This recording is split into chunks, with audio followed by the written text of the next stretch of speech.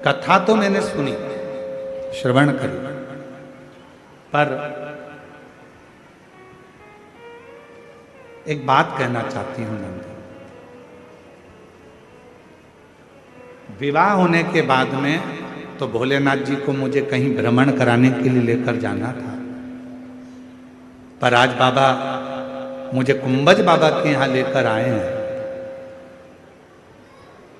ऐसा शरीर रखने से कौन सा फायदा?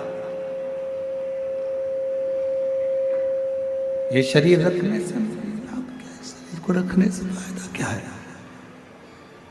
ये शरीर रखने से लाभ क्या, फायदा क्या है? क्या फायदा? नंदी के कानों में, नंदी के पास बैठकर माता सती ने कह दिया था कि ये शरीर मेरा छूट जाए तो अच्छा है, और वही बात जो नंदी के कानों में कही थी वो शिव जी तक पहुंच गई, बाबा भोलेनाथ जी तक वो बात पहुंच गई। और बाबा भोलेनाथ जी ने ये सुन लिया कि सती चाहती है कि मेरे प्राण ना रहे, ये शरीर छूट जाए, मेरा ये शरीर समाप्त हो जाए।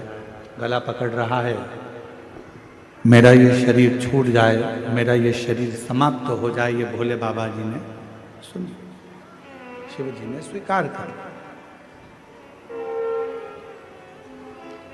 और भगवान शंकर के हृदय में बात लग गई कि सती चाहती है प्राणों को त्याग,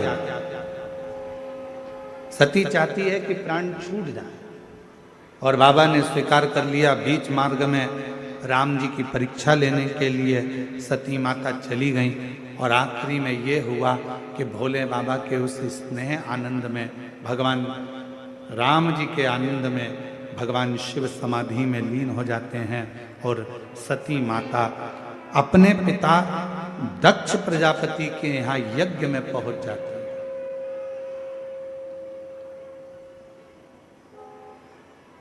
यज्ञ में माता सती पहुंची, और यज्ञ में जाकर माता सती ने, शिवजी ने तो मना करा था, बाबा भोलेनाथ जी तो कह रहे थे कि मत जाओ, हमारा शास्त्र, हमारा वेद, हमारी पुराण, हमारे वेद शास्त्र वर्णन करते हैं कि क्यों किसी अन्य जगह पर जाना जहां तुम्हारा सम्मान ही ना हो,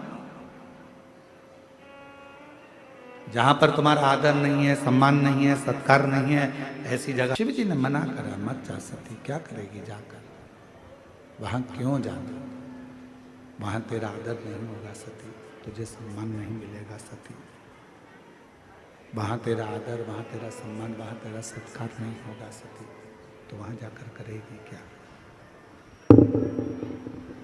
शंभु शंभु शंभु शंभु शंभु शंभु शंभु शंभु शंभु शंभु शंभु।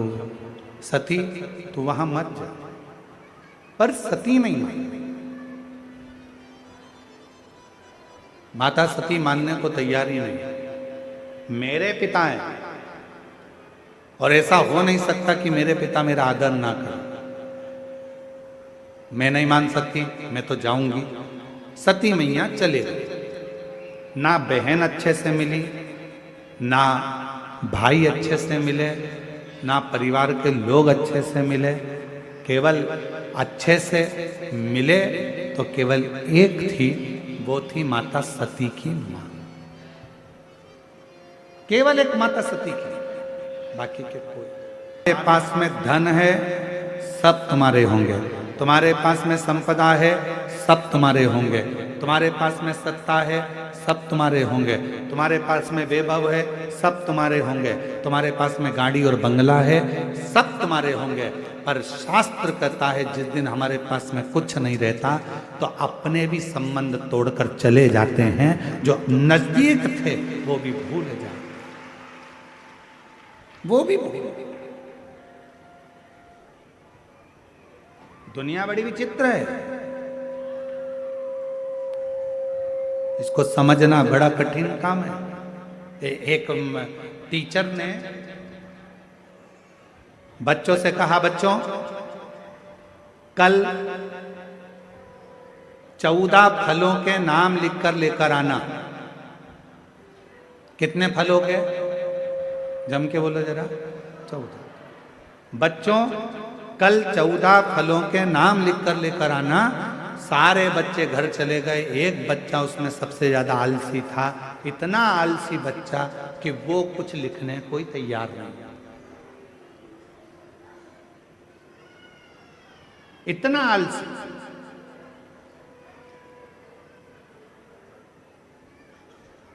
सब कॉपी ले लेकर आए, वो बच्चा भी उठकर खड़ा हो गया। टीचर ने कहा लाओ जरा लिख लाए। हाँ, जो आलसी बच्चा था उसने भी अपनी कॉपी दिखाई, और जैसे ही कॉपी दिखाई तो टीचर ने पूछा कि इस कॉपी में तुमने क्या लिखा है, 14 फल के नाम कहाँ हैं? तो बच्चे ने कहा देखो, सेब लिखा है, हाँ, अनार लिखा है, हाँ, बस 2 ही तो लिखे हैं, उसके बाद कहाँ है?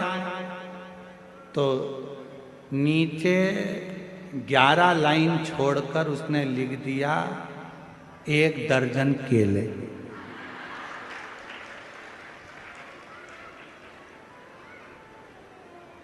क्या लिखा? टीचर ने पूछा ये क्या है? कि 2 वो 12 ये, कितने हो गए? 14।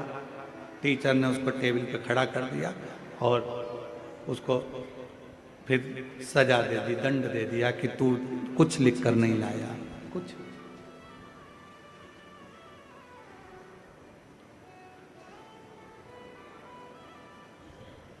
है कुछ संसार में 10 तरह के लोग होते हैं, अपना अपना विचार, अपनी अपनी सोच, अपनी अपनी दृष्टि रखते हैं, सब एक जैसे नहीं रह सकते।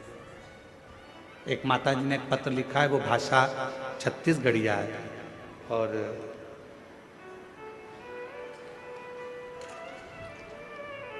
वो हमको इतनी तो आती नहीं है,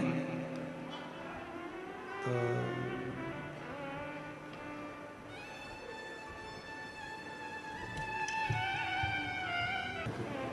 पवित्र कथा कह रहे हैं।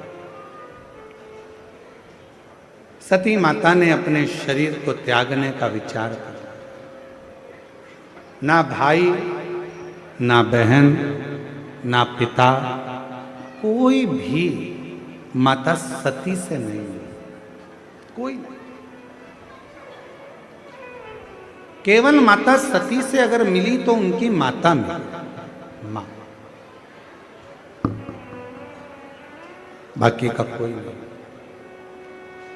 सती माता को हृदय में लगा कि मेरा पूरा इतना बड़ा परिवार है, सब के सब मुझसे मिल नहीं रहा है, क्योंकि जितना भी परिवार था सब धन, वैभव, संपदा, सत्ता सब में लिप्त था।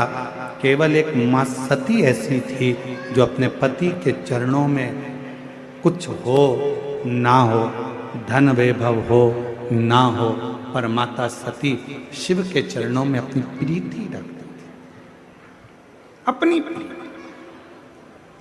कितना सुंदर कहा है महाराज, मान लो कोई काम है आपका और आपका वो काम नहीं हो रहा, आपने पूरा प्रयास कर लिया, बहुत मेहनत कर ली, और वो काम यदि आपका नहीं हो रहा तो एक नियम बनाओ, 5 सोमवार, 5 बेलपत्र, 5 चावल का दाना, 5 कनेर का पुष्प पीला,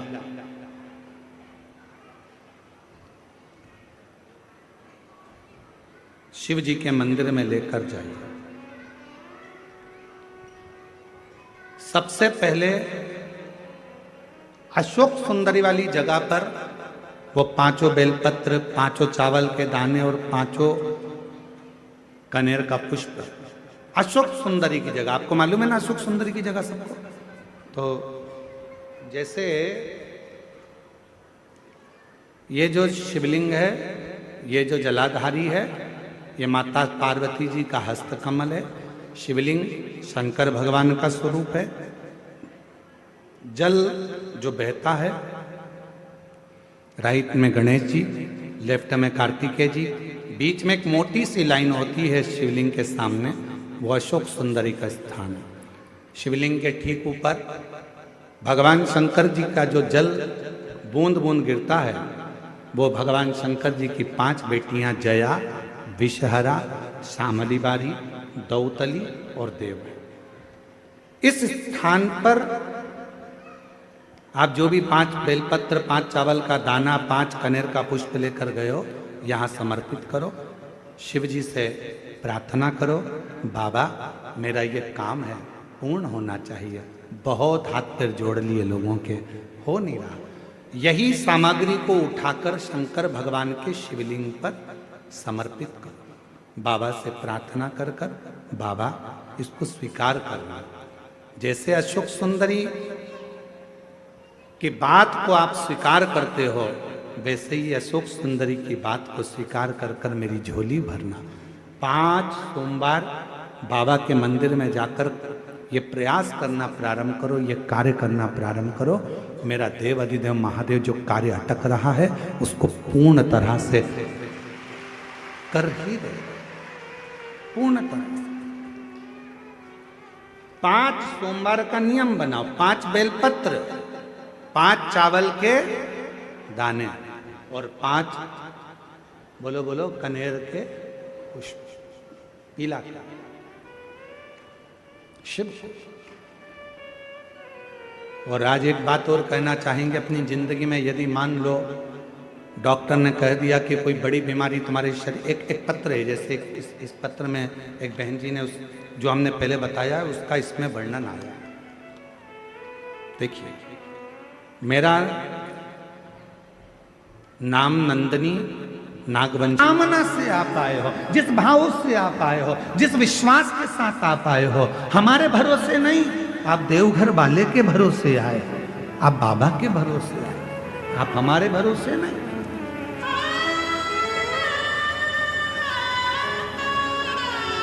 हमारी सामर्थ्यता नहीं कि हम आपको कुछ दे सके, कुछ प्रदान कर सके। यहाँ कथा में उत्तर प्रदेश के कानपुर से लालू सोनी जी आए। खूब निंदा करी मैंने शिव की, खूब अपशब्द कहे मैंने शंकर को, आखिरी में मेरा शरीर चले गया। जितने नरक होते हैं सारे नरक मैंने भोगे, उसके बाद भी मेरी मुक्ति नहीं हुई। तब मुझे राक्षस बनाकर भेज दिया। राक्षस बनने के बाद जब मैं आ रहा था मुझे नंदी दिखे।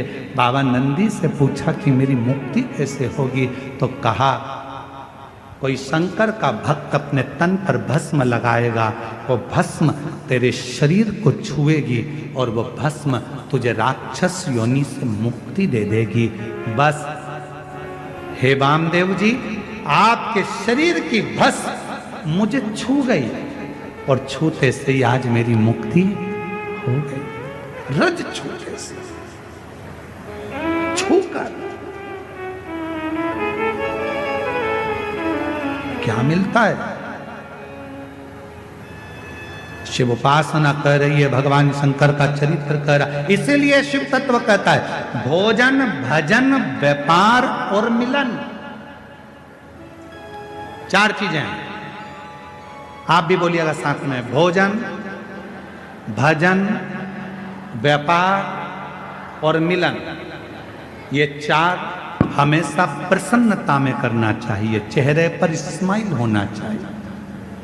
भोजन करते समय अपने चेहरे पर मुस्कुराहट रखिए, क्रोध नहीं, गुस्सा नहीं, चिड़चिड़ नहीं, अपशब्द नहीं। भोजन करते समय अपने मन को इतना पवित्र रखो कि चेहरे पर प्रसन्नता रहे। आधे से ज्यादा लोग जब भी भोजन करने बैठते हैं, सास के सामने थाली गई, सास का मुंह भगोना हो गया।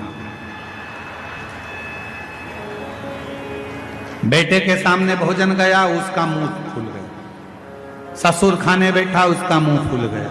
पति जीमने बैठा, पति का मुंह फूल गया। जेठानी कुछ करने बैठी, चाय पीने बैठी, इतनी शक्कर डाल दी, इतनी तन्ना दी, ऐसा कर दिया, वैसा। आधी चाय तो वहीं खराब हो गई, चाय वहीं खराब हो गई। स्वाद से बनाई थी, प्रेम से बनाई थी, बोलते से बेकार हो गई, खराब। भोजन करते समय अपने चेहरे पर बोलो बोलो जम के स्माइल रखिए, मुस्कुराहट रखिए। दूसरे नंबर पर भजन करते समय, कथा सुनते समय भगवान के मंदिर जाते समय, एक लोटा जल चढ़ाते समय अपने चेहरे पर पूरी पूरी स्माइल रखिए, फुल स्माइल।